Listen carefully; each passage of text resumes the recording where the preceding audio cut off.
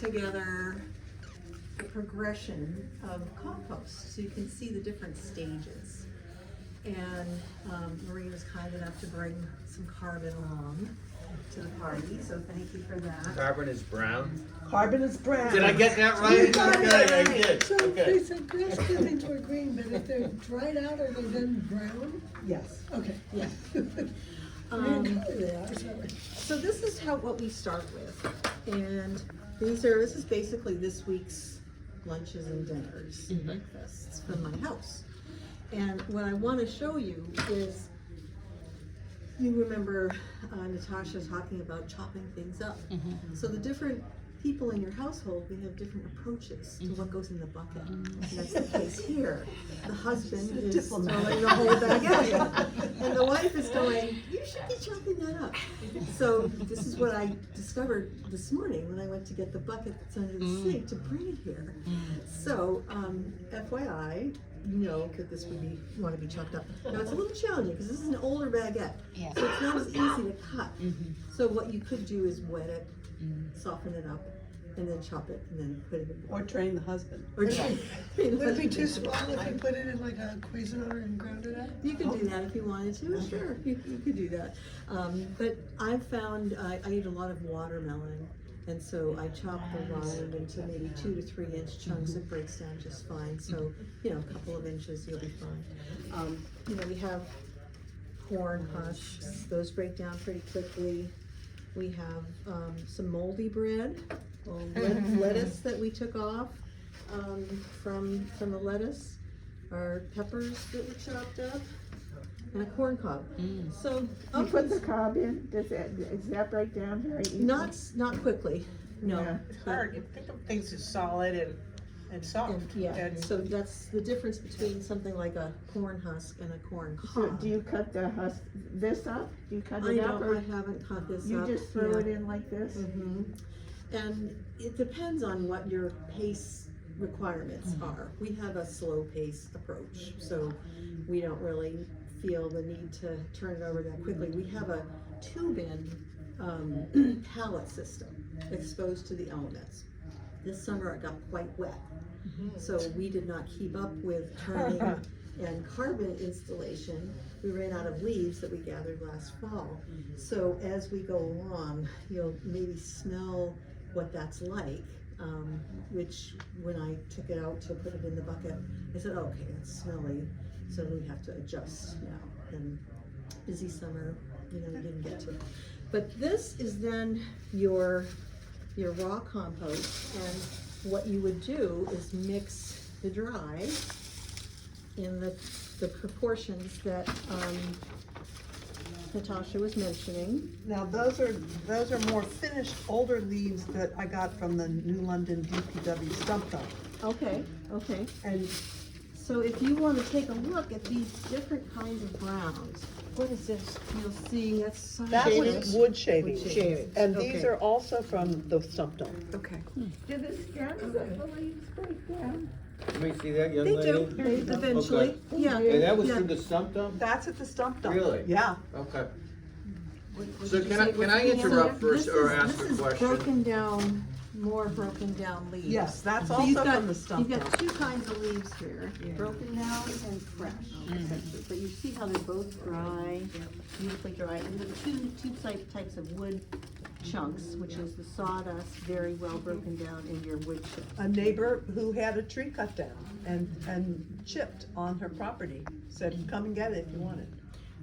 A question, what about, she mentioned paper too, shredded Mhm, paper, shredded paper. like from the computer. I mean, we have a shredder. Yeah, I was thinking of that Be too. perfect. We have a shredder, right? And Yeah. so we could literally take, instead of dumping that into paper recycling, Yeah. that could go Yeah. into the compost. Yeah. But what about paper with color in it? I You're do like not- newspaper, can you do? Newspaper's Oh, fine, because yeah. most of them are soy inks now. Right. But I don't use the glossy myself.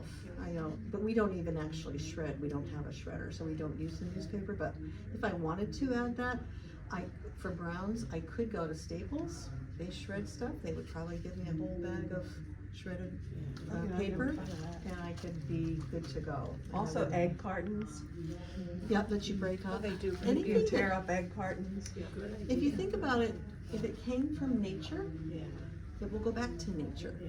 But if it has additives like chemicals or plastic or, human-made products, it's not gonna belong in here. So anything that's organic that came from nature, so the egg cartons and paper of all kinds, some people use cardboard that they cut up.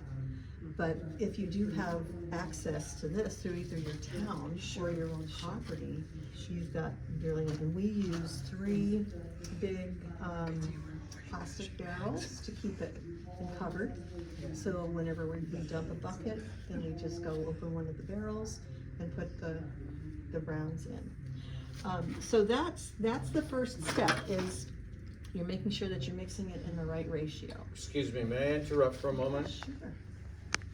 And Maureen, this is kind of like the way we do our household composting in the program that you set up, Yeah, where we put all our food scraps in, yes, correct? yes. Then we're obviously taking to the transfer station. In this scenario, what you're describing, we can't be putting food scraps in here. You can't put Could- meat or dairy in there. You can't put meat Everything or, else you can put in there. oh, just no meat and dairy. Exactly. Okay. What about okay. oils? Oil. I don't know Probably about not, oil. probably Probably not, not. right? Yeah, Yeah. because that's gonna make it moister and Yeah. sticky. Yeah. Put that in the stuff that goes to the New London Transit. Yeah, Okay. yeah. The meat, dairy oils, the sheet that has the food hierarchy, on the back of that, it has what to compost, what not to compost. The distinguishing feature is if your compost pile gets hot, to 141 to 150 degrees, I believe. If that is enough to break down those other types of things that you might add in, the meat, the bones, fish, the oils, dairy. So if you have a really hot system and you're really good at it, then those can be broken down. But generally that's reserved for a municipal operation or a commercial operation. Or a farm. Or a farm that has very large volumes and they have a big tractor that turns it and keeps it hot. But for backyard home composting, small volume, I would keep all those things out. What about eggs eggshells are my big thing, Yeah. and cause that seems to be very hard, and I'm trying to crush them. Yeah, you have to. I crush them up before I put them in, but still, I still see them in the compost. Yeah, well, let me move along because that's a demo that I will be able to talk about. This is the smelly bucket. You can put your nose right in there. So I'm gonna invite you to do that, just one by one, come up and smell it. It's not bad at all. No, it's not But bad. it smells, Yeah, it right? smells, yeah. You can smell it. So, Well, maybe some other people can smell it. I can't. I don't have a terrific nose. I mean, not bad. compare that to this.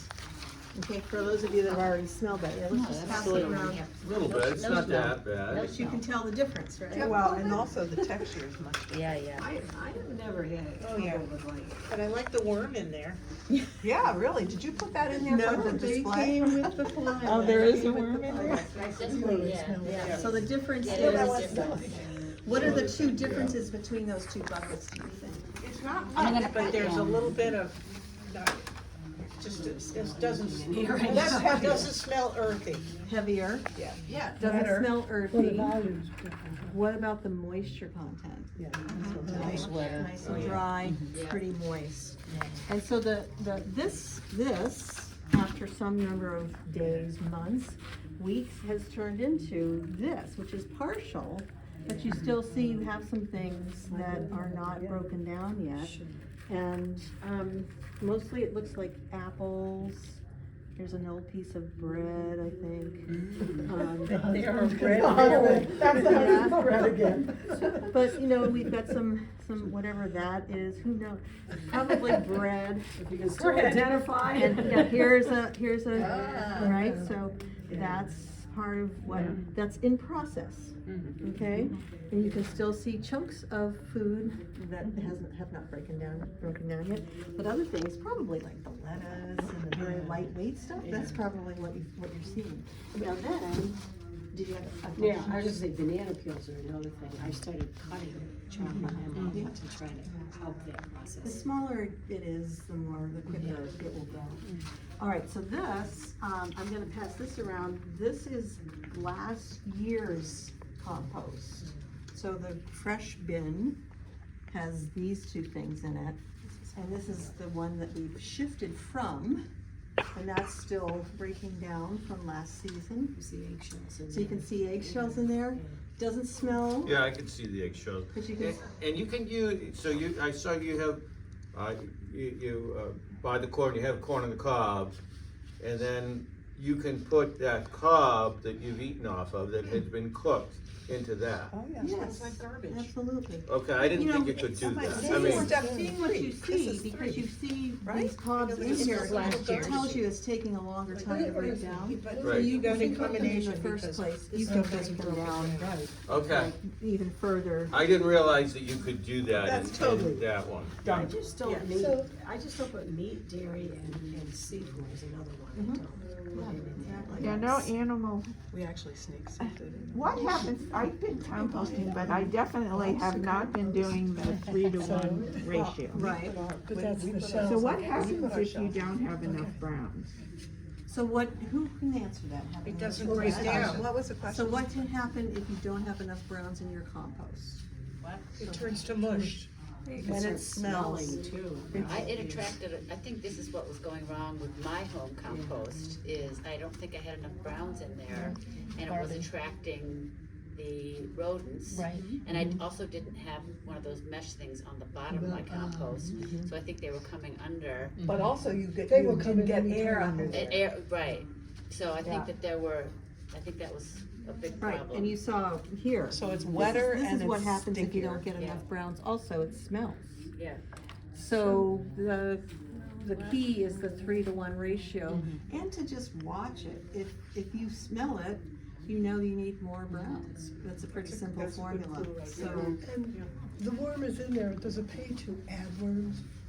you know, there is vermicomposting, which I'm not very familiar with. So worms do compost, and there are people that I've have seen worm composting. worm composting. They have a lot of people that live in apartments tend to use worm composting because it's very contained, kind of quickly.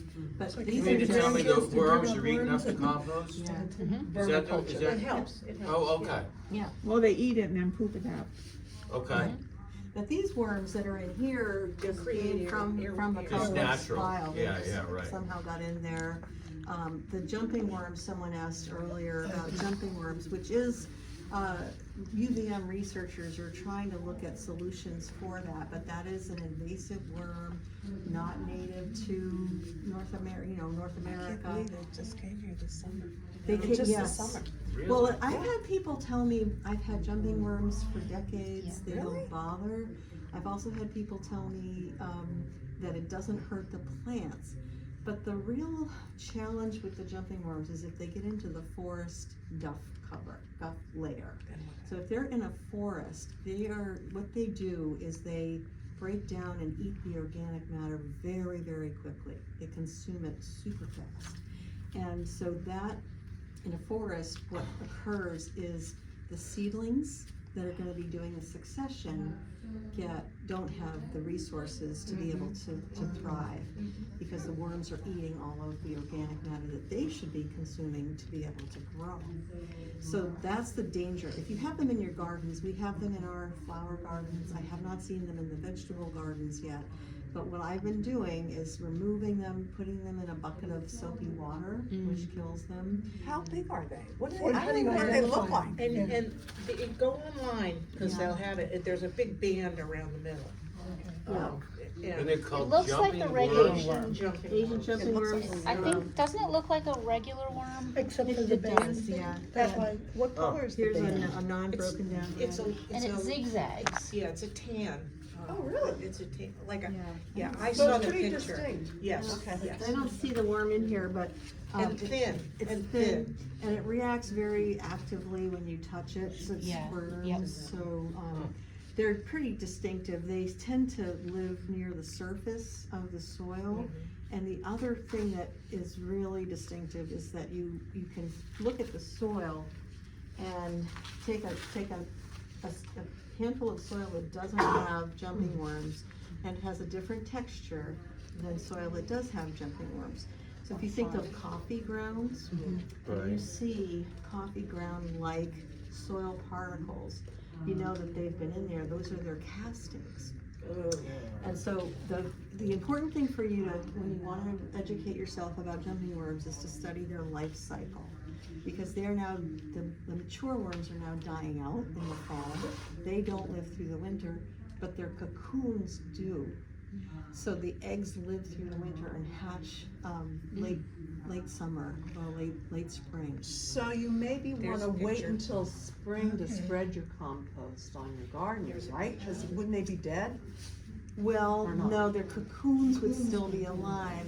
So We need to find a the picture best of a thing cocoon. I've found from a home management perspective is to remove them so they can't make the cocoons at the time that they're harvesting. before. Yeah, so study their life Really cycle, nice. just jumping worm life cycle. Lots of There'll be information on the visuals. web. Would- Yeah, on that, yeah, 'cause That they're, band is really bright. yeah. That's Thank you. distinctive. And it has like a. Regular ring worms also And leave it castings. thins out, it's They not do, fat but they're here, not as little visible. fat. I But it's haven't very noticed active, it Yeah. zigzags. the castings of regular worms, I just noticed the castings of others. But the jumping worms destroy them. No, the jumping worms do not destroy the compost. They will consume the organic matter. But as I said, the main danger is forest cover and seedling destruction. Oh. So I have not found that they have Oh, yeah, injured yeah. my flower beds. Huh. But I still take them out because they're very creepy to come across. And, I'll get a little squeamish. So this one I think everybody passed this one around with the eggshells in it. Now this, which you compared to the kind of almost done, is compost that we purchased. And so the difference that is good for you to learn about is this is compost that's pretty well along but still has some eggshells in it. I could easily sift that and get the eggshells out, throw them back into my compost pile and use the clean compost. That's ready to go. This is super ready to go because the person that makes it heats up the organic debris to a very high temperature, and it's made very quickly. And so we know that has no worms in it because at 130 degrees, their cocoons die, which is why my husband tried using like a propane tank. Oh, yeah. So that gets up to more than 130 degrees and he's flame throwing flower bed. Cindy, you need to bring your husband next time. He's been very entertaining. He's Henry Homeyer. I don't know if you know the gardening guy, Henry Homeyer. That's your So he's husband? always, he's always experimenting with things. But that was his solution, and I think it worked pretty well. And I was like, well, what about the roots of the plants? And we tried it on a small area about as big as the tarp, and I think it worked, but I wouldn't recommend that. I would So he did that, why did he do that He again? did that to kill the cocoons. Get the heat up. Because you can't really see them. They're the castings you can see. The cocoons are almost not quite microscopic, but you can't see them to know. If you have the castings, you know you've got the cocoons. But he did that to kill the cocoons, which is different than the worms, right? So the perpetual cycle. And they don't need a partner to reproduce. Yeah, that's what I It's a heard novel too. thing. But anyway, this is the range, and I think we might be about 30 minutes to maybe want to switch up. Are there any other questions? Take your gloves, dig in. I do have one touch question. stuff. Can you, Yes, go ahead. what, you're saying this is about ready. Could you use that even with the eggshell? Yeah, in it? I heard We that do. eggshells, ground up eggshells I are okay. wouldn't I think have that done would be a it. problem. I wouldn't think it would be. So eggshells are really a problem. When do you use compost then? I mean, when are you spreading it? I mean, not necessarily when it's ready, but I mean, is fall, spring, I mean, when?